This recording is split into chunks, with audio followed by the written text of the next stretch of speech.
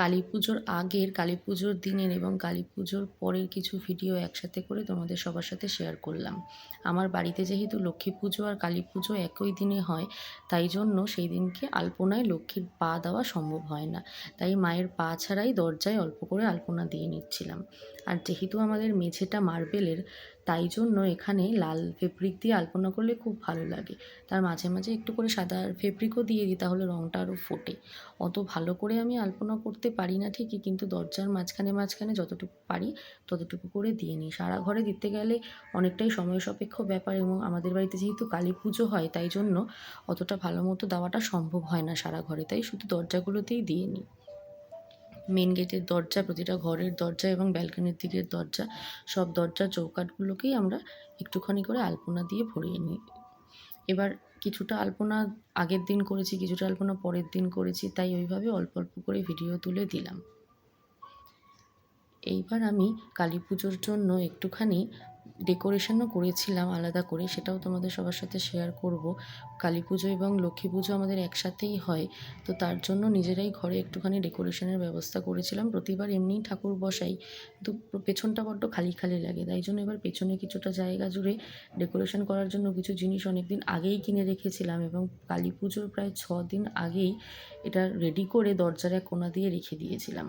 কিছু নকল গাঁদা ফুল আর একটা নেটের কাপড় কিনে এনেছিলাম, তার সঙ্গে আরেকটা পেছনে কাপড় দিয়ে তার মধ্যে একটু আঠা দিয়ে এগুলোকে লাগিয়ে একটা ডেকোরেশন তৈরি করে নিয়েছিলাম। এই যে এইভাবে দরজার পেছনে রাখছিলাম, এবং কয়েকদিন ধরে দরজা খুলতে খুবই অসুবিধা হয়েছে।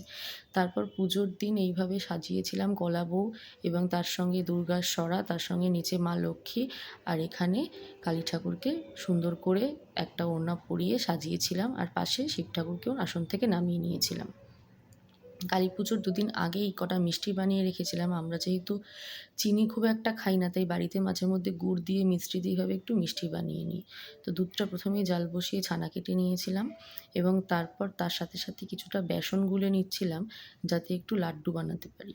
আর লাড্ডু বানানোর জন্য এইভাবে বেসন গুলে নিয়ে কয়েকটা পকোড়া করে মিক্সিতে, বেসনের পকোড়াগুলো ভাজা হয়ে যাওয়ার পর একটুখানি মিক্সিতে পেস্ট করে নিয়েছিলাম। পেস্ট মানে ওই আর কি গুঁড়ো গুঁড়ো মতো। আর এই দেখো এখানে মিশ্রি শিরা বানানোর জন্য রেখে দিয়েছি, আর কিছুটা পকোড়া পুড়ে পুড়ে গেছিলো বলে সেটাকে আলাদা করে নিয়েছিলাম।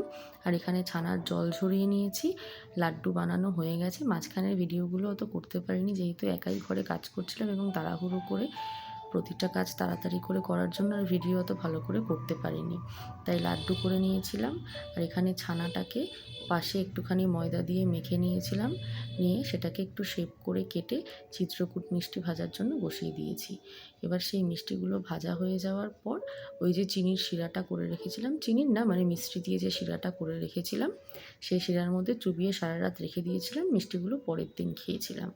তো এইভাবেই আমাদের কালী পুজোর আগের মিষ্টি বানানো তৈরি হয়ে গেছিলো। আর পুজোর দিন এইভাবে সাজিয়েছিলাম। ঠাকুরকে পুজো দেওয়ার পর 2টো ফটো তুলেছিলাম, সেটাই পোস্ট করে দিয়েছি, সেইভাবে আর ভিডিও করা হয়নি। আর তারপর বাইরে দাঁড়িয়ে প্রসাদ বিতরণ করছিলাম, তার কিছু মুহূর্তের ভিডিও নেওয়া হয়েছিল।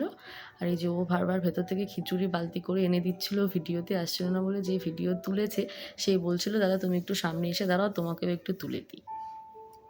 তাই এইভাবে প্রসাদ বিতরণ করার পর ঘরে চলে এসেছিলাম। ঘরে ছাদেও অনেক লোক এসছিলেন, এবং তাদেরকে ছাদে বসানোর ব্যবস্থা করা হয়েছিল, ছাদে ছাতা লাগিয়ে খাওয়া দাওয়ার ব্যবস্থা করা হয়েছিল। তো সেটার ভিডিও তোলা হয়নি তখন। আর কালী পুজোর দিন একদমই সময় পাই না, তাই জন্য পরের দিন ছাদে বাজি ফাটাতে চলে গেছিলাম। তো কালী পুজোর এই মুহূর্তগুলো আর এই ভিডিওগুলো কেমন লাগলো সবার অবশ্যই জানাবে, আর কার কার বাড়িতে কালী পুজো হয় সেটা অবশ্যই জানাবে। এখানে একটুখানি বাজি পোড়ানো শেষ করে তারপর আমরা গেছিলাম ঠাকুর দেখতে। আমাদের এখানে ঝিলপাড়ের কাছে খুবই ভালো ঠাকুর হয়, সেটা আর ভিডিও করা হয়নি। ঠিক আছে, টাটা সবাইকে।